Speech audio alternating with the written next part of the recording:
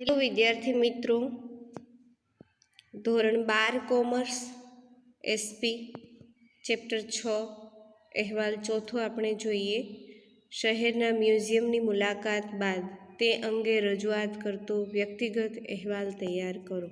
એટલે આપણે પણ વિદ્યાર્થી મિત્રો મ્યુઝિયમની અંદર મુલાકાત લેવા જઈએ છીએ, પછી આપણે પરત ફરીએ ત્યારે બીજા દિવસે આપણને આપણા ક્લાસ ટીચર એ મ્યુઝિયમની મુલાકાતનો એક અહેવાલ તૈયાર કરવાનો કહે તો આ એ પ્રમાણેનો નમૂનો છે. મ્યુઝિયમની મુલાકાત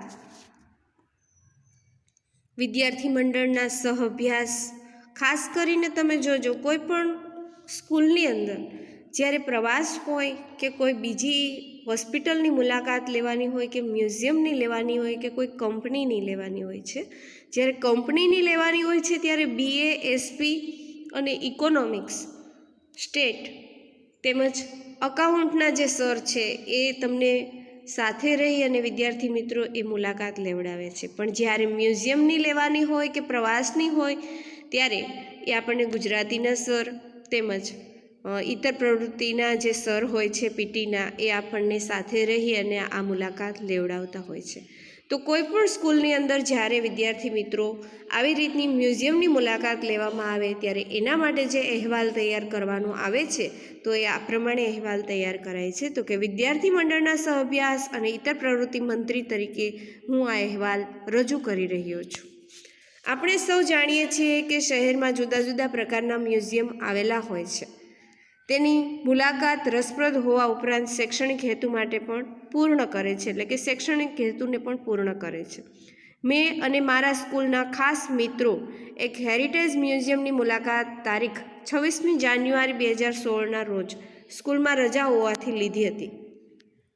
આ મુલાકાતથી અમને આપણા દેશના ઇતિહાસ વિશે તેમજ દેશની અર્વાચીન સંસ્કૃતિ વિશે, અર્વાચીન ઉદ્યોગો, કળા, ફેશન, ચલણ તેમજ આપણા દેશની રહેણી કહેણી અને રીત રિવાજ વગેરે અંગેની માહિતી પ્રાપ્ત થઈ.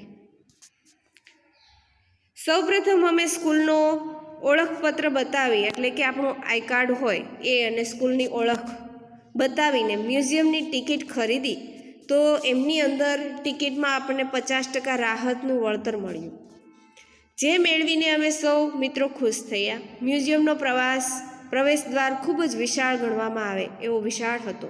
મુખ્ય દરવાજાની બંને બાજુ હિન્દુ ધર્મના ભગવાનની ભવ્ય મૂર્તિઓ હતી. આ તમામ મૂર્તિઓ જીવંત તેમજ પ્રભાવશાળી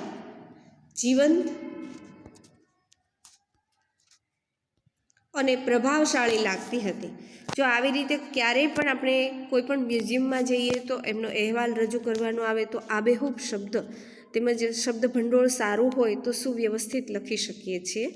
મોટા મહેલને કલાત્મક રીતે શણગારેલો હતો. જૂની કલાકૃતિઓ તેમજ કોતરણીનું કામ જોઈને લાગ્યું કે ભારતમાં આવા નિષ્ણાત કારીગરો હતા પહેલાં. મહેલ અનેક વિભાગો તેમજ રૂમમાં વહેંચાયેલો હતો. દરેક રૂમ પોતાની રીતે વિશેષતા ધરાવતો હતો. સૌપ્રથમ અમે હિસ્ટ્રી સેક્શનની અંદર ગયા ત્યારે જ્યાં અમને પ્રાચીન વસ્તુઓ મળી, કપડાં જોવા મળ્યા, વાસણો, ઘર વપરાશની ચીજવસ્તુઓ વગેરે અનેક પ્રકારની સાધન સામગ્રી અમને જોવા મળી.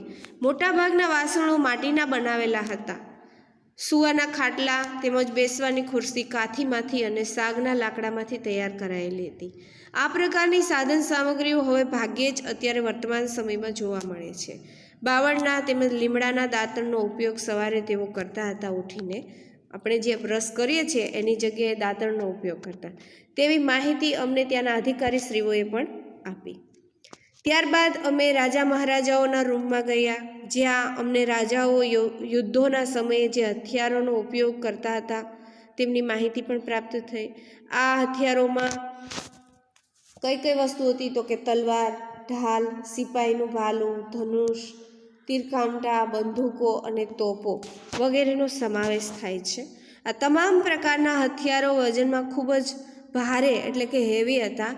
એટલે કે પહેલાંના જે રાજા મહારાજાઓ જે યોદ્ધાઓ હતા તે આવા ભારે વસ્ત્રોનો પણ ઉપયોગ કરતા હતા અને હથિયારોનો પણ ઉપયોગ કરતા હતા. તેના પરથી ખ્યાલ આવી જાય છે. આપણે જોઈએ છીએ ને વસ્ત્રો જ્યારે યુદ્ધમાં જાય છે ત્યારે સાંકળના વસ્ત્રો પહેરે છે. ફરતી બાજુ બંને હાથની ભુજાઓ ઉપર પણ સાંકળ આવતી હોય એ રીતના વસ્ત્રો પહેરે. એટલે વસ્ત્રો અને એમના જે હથિયારો હતા એ ખૂબ જ હેવી, ખૂબ ભારે વજનવાળાનો ઉપયોગ કરતા હતા. આ ઉપરથી ખ્યાલ આવે છે કે પહેલાંના સૈનિકો છે ખૂબ ખડતલ હતા એમ કહેવામાં આવે. એટલે કે ખૂબ જ એ યોદ્ધાઓ જે છે એ ખૂબ બળવાન હતા એમ કહી શકાય. ત્યારબાદ અમે પ્રાચીન ઉદ્યોગો, પહેલાંના જે ઉદ્યોગો, ત્યારની ફેશન શું હતી, ચલણ, રીત રિવાજો, નગરની રચના વગેરેની માહિતી મેળવી.